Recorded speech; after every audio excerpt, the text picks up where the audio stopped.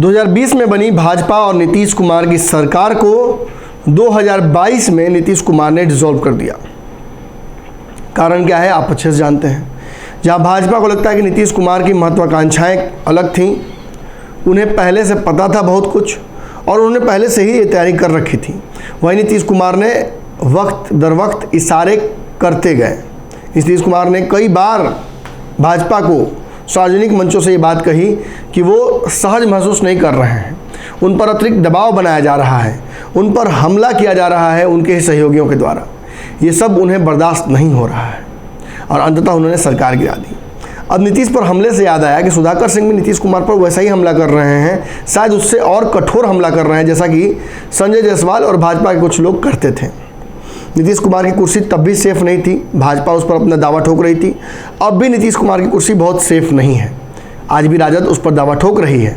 हालांकि तेजस्वी यादव पर जब ईडी और सीबीआई के शिकंजा चढ़ा तो ये कहीं ना कहीं नीतीश कुमार को एहसास हो गया कि अब उन्हें उनसे थोड़ी दूरी बना लेनी चाहिए। हालांकि सदन है, प्रक्रिया है, सरकार है, हर जगह नीतीश और तेजस्वी को एक रहना है, लेकिन फिर भी नीतीश कुमार ने नेसेसरी डिस्टेंस, जो एक पॉलिटिक्स में टर्म यूज़ होता है, वो अपने और तेजस्वी के बीच बरकरार रखा। अब परिस्थितियां बदल रही हैं।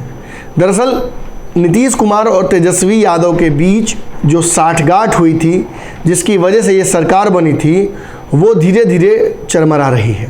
नीरज कुमार के कई बयान आपको याद होंगे, चाहे सुधाकर सिंह को लेकर तलवार लटकानी हो जदयू द्वारा कि उन्हें बाहर करना ही होगा, भरे मंच में पत्रकारों के समक्ष तेजस्वी यादव की तरफ दिखाकर नीतीश कुमार का कहना कि सुधाकर सिंह को उसका पार्टी वाला कुछ दे देगा मेरे खिलाफ बोलने की वजह से। ये सारी चीज़ें एहसास करानी कि धीरे धीरे नीतीश कुमार का मोह भंग हो रहा है तेजस्वी यादव से, या फिर नीतीश कुमार ने एक सुनियोजित रणनीति के तहत भाजपा को छोड़कर कुछ दिनों के लिए तेजस्वी से दोस्ती की थी। उन्हें यह एहसास था कि तेजस्वी यादव पर सीबीआई और ईडी का छापा पड़ने वाला है, उनकी गिरफ्तारी हो सकती है। कारण जो भी रहे हो, तेजस्वी यादव जब सरकार में वापस आए तो उनके ऊपर सबसे बड़ा जो जिम्मेवारी था वो ये था कि उन्होंने वादा किया था कि पहली कलम से ही मैं 10 लाख लोगों को रोजगार दूंगा।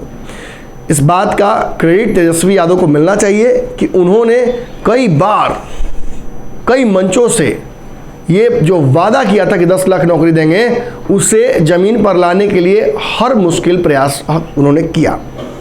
लेकिन नीतीश कुमार और बिहार में जो व्याप्त समस्याएं हैं, जो आर्थिक समस्याएं हैं, जो राजस्व की कमी है, इसकी वजह से इसे इम्प्लीमेंट करने में समय लग रहा है। हालांकि तेजस्वी यादव ने बहुत सारे रोजगार दिए। पटना में गांधी मैदान में उन्होंने सेमिनार लगाकर लोगों को रोजगार दिया। कई जगहों पर लगातार कई विभागों में रोजगार की संभावनाएं तलाशी जा रही हैं, लगातार लोगों को दिया जा रहा है। लेकिन इन सब से तेजस्वी यादव को ही दूर रखा जा रहा है। दरअसल सरकारी प्रक्रिया के तहत जिस जगह पर भी रोजगार का सृजन हो रहा है या लोगों को दिया जा रहा है, वहाँ नीतीश कुमार की तस्वीरें दिख रही हैं, तेजस्वी वहाँ से गायब दिख रहे हैं। हालांकि शुरुआती दौर में तो तेजस्वी यादव हर जगह थे, लेकिन धीरे धीरे जैसे जैसे समय बीता और 2-3 महीने बाद जैसे ही तेजस्वी पर शिकंजा कसना शुरू हुआ, नीतीश कुमार ने तेजस्वी यादव को खुद से अलग करना शुरू कर दिया। कम से कम सरकारी जो तौर तरीके हैं, जो कामकाज हैं, उसमें नीतीश कुमार की तस्वीरें दिखती हैं, नीतीश कुमार का जगह होता है, तेजस्वी की जगहें लगातार कम की जा रही हैं। आप अपने स्क्रीन पर एक तस्वीर देखिए, ये नीतीश कुमार के ऑफिशियल ट्विटर आईडी से शेयर किया गया है। इसमें लिखा हुआ है कि बिहार में लगातार सरकारी नौकरियों की घोषणा हो रही है। नीतीश सरकार ने शिक्षा विभाग में लगभग 3 लाख पदों पर नियुक्ति की तैयारी कर ली है।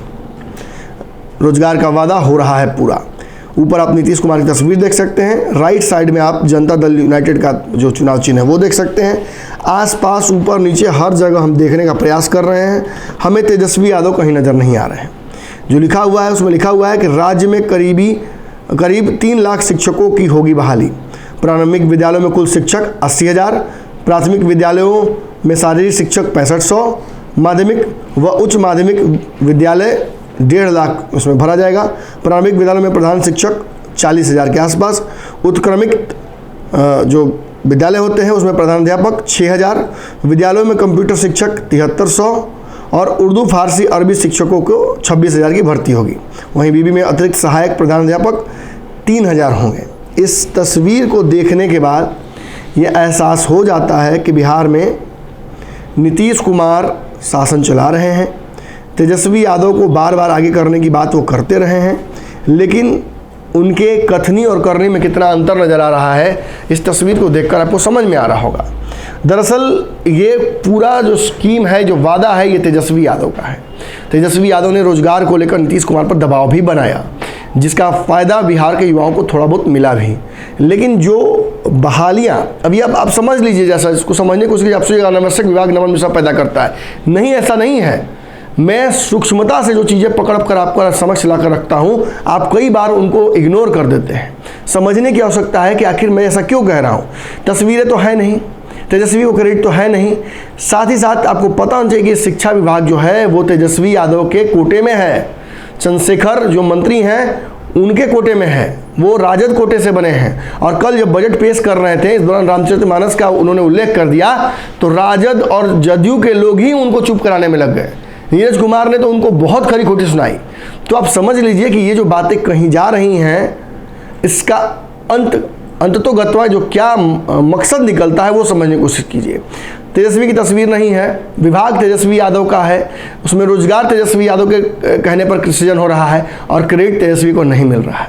तो आप समझ लीजिए कि वादा तो तेजस्वी का ही पूरा कर रहे हैं, लेकिन नीतीश कुमार किसका क्रेडिट खुद लेना चाहते हैं। अगर ये वीडियो पसंद आई और वह बिहार के राजनीति और बिहारियत से सरोकार रखेनी तो सब्सक्राइब बटन दबा के चैनल के सब्सक्राइब कर ली। ओजे एगो घंटी बा, ओकरा बटन दबा देला से कुल सटीक और मारक खबर रुआ मुफ्त में मिल जाई।